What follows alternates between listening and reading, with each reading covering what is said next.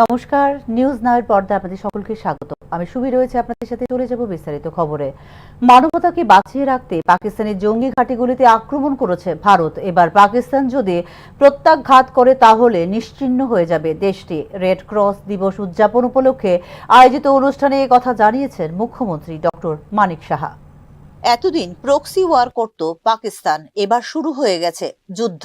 মানবতাকে বাঁচিয়ে রাখতে পাকিস্তানের জঙ্গি ঘাঁটিগুলিতে আক্রমণ করেছে ভারত। এবার পাকিস্তান যদি প্রত্যাঘাত করে তাহলে নিশ্চিহ্ন হয়ে যাবে দেশটি। বৃহস্পতিবার রেড ক্রস দিবস উদযাপন উপলক্ষে আয়োজিত অনুষ্ঠানে কথা উল্লেখ করেন মুখ্যমন্ত্রী ডক্টর মানিক সাহা।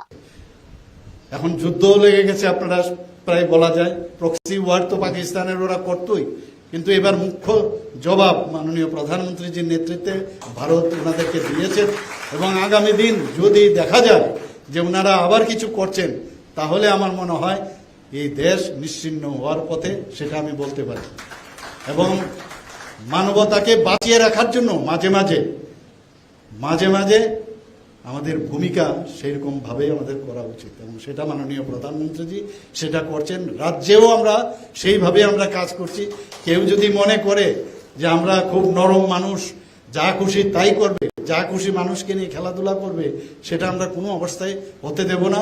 এবং আমরা সেইভাবেই তার আঘাত আনবো।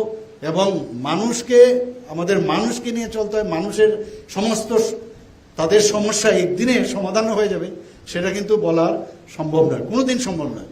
দেখতে হবে আমাদের অল্প সময়। তারপরও আজকে আমরা স্বাস্থ্য ব্যবস্থায় বলুন, এগ্রিকালচারের বিষয়ে বলুন, পর্যটনের বিষয়ে বলুন, আমাদের খেলাধুলার বিষয় করুন, সব বিষয়ে আমাদের সমস্ত যারা জনপ্রতিনিধিরা তারাও কিন্তু আলটিমেটলি এখানেও কিন্তু মানবতার পরিচয়, যে মানুষের যে জন্য কাজ করা, সেটাও কিন্তু আজকে আমরা দেখতে পাচ্ছি এখানে। যখনই জরুরি অবস্থার সৃষ্টি হয় তখনই এগিয়ে আসে রেড ক্রস। এক্ষেত্রে প্রশিক্ষণ দিয়ে একটি টিম তৈরি করা উচিত, যেখানে সহায়তা করবে রাজ্য সরকারও, বলে জানিয়েছেন মুখ্যমন্ত্রী ডক্টর মানিক সাহা। আমাদের আগামী দিনের ভবিষ্যৎ ছোট ছোট ছেলেমেয়েরা এখানে যুদ্ধক্ষেত্রে রেড ক্রস সোসাইটির এবং তারা যে অন্যান্য ক্রিসেন্টের যে ব্যবস্থা ওনারা করেছেন, যারা এর সাথে যুক্ত, তারা যেভাবে নিজের জীবনকে বাজি রেখে এই আর্থদের সাহায্যে যুদ্ধক্ষেত্রে পৌঁছে যায়, ভূমিকম্প হোক সেখানে পৌঁছে যাচ্ছে, ফ্লাড হলে সেখানে পৌঁছে যাচ্ছে, যেখানে ডিজাস্টারের বিষয় দাঁড়ায় সেখানেই ওনারা পৌঁছে যাচ্ছেন। এখানে আমাদের যিনি চেয়ারম্যান আছেন উনি বলার চেষ্টা করেছেন যে এখনো আমাদের এখানে আরও এই ধরনের যারা ট্রেনার ওনাদের কম আছে, তো ট্রেন করে একটা সেই অর্থে এরকম একটা টিম বানানো উচিত, যেটা আমাদের ডিজাস্টারের বিষয়ে কাজ আসবে। এবং আমাদের ত্রিপুরা সরকারের পক্ষ থেকে নিশ্চয়ই ওনাদেরকে আমরা সাহায্য করব।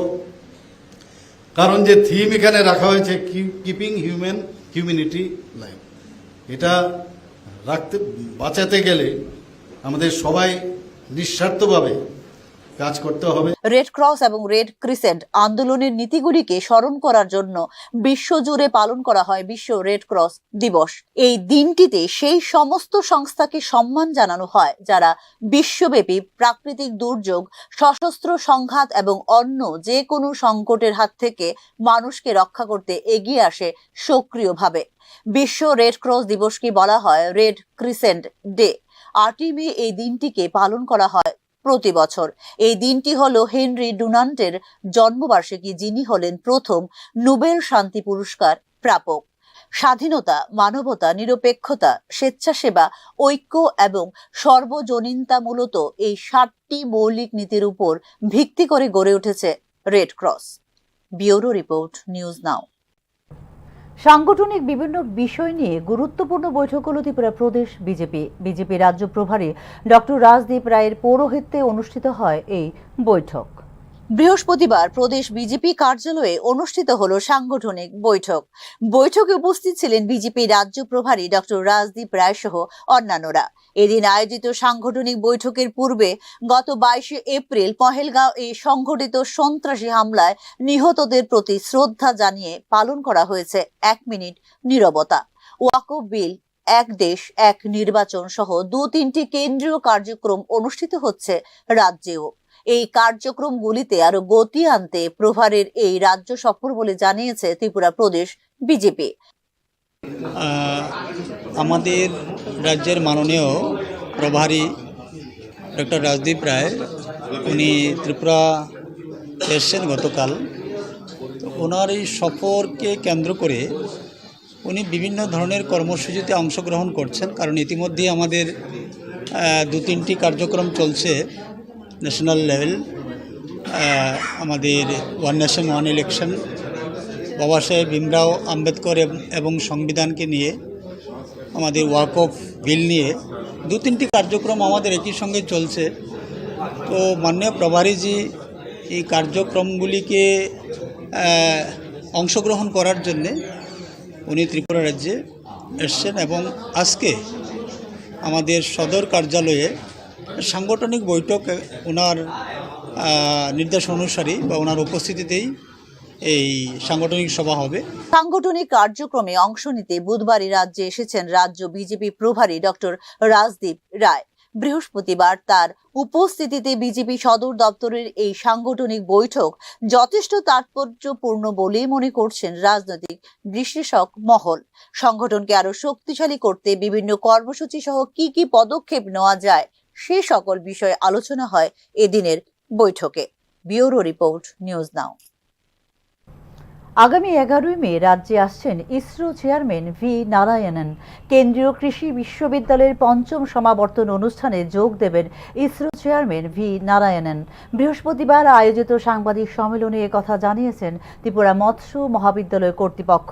কেন্দ্রীয় কৃষি বিশ্ববিদ্যালয়ের 5ম সমাবর্তন অনুষ্ঠানকে সামনে রেখে আয়োজিত হয় এই সাংবাদিক সম্মেলন। কেন্দ্রীয় কৃষি বিশ্ববিদ্যালয়ের এই 5ম সমাবর্তন অনুষ্ঠানে উপস্থিত থাকবেন কেন্দ্রীয় কৃষি বিদ্যালয়ের অধীনস্থ সমস্ত মহাবিদ্যালয়ের ছাত্রছাত্রীরা। 2 দিন ব্যাপী অনুষ্ঠিত হবে এই সমাবর্তন অনুষ্ঠান। First time that a convocation is being held in the Constituent College, and that is our college, College of Fisheries, on 11 May 2025. On this occasion, more than 3,000 students will be awarded with their degrees, and in person more than 1,300 to be precise, around 1,360 students will have confirmed to come in person to receive the degrees of different programs, a breakup of which we'll be sharing with you.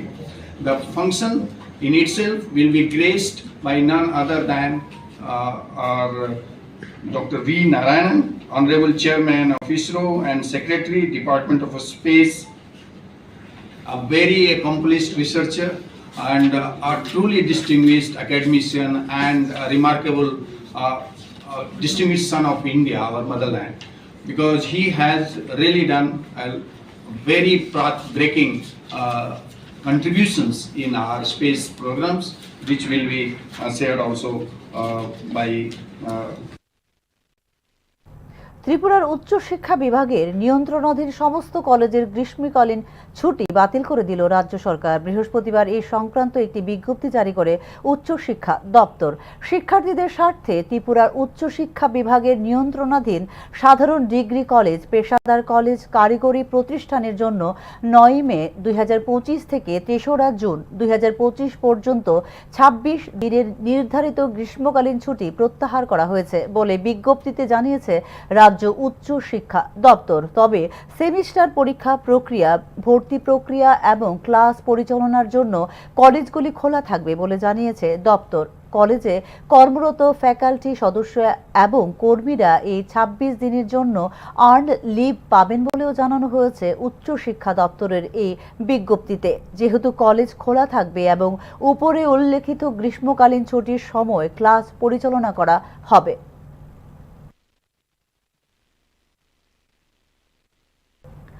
এখনকার মতো সংবাদ এই পর্যন্তই। পরবর্তী সংবাদ দেখতে চোখ রাখুন নিউজ নাওয়ের পর্দায়। নমস্কার।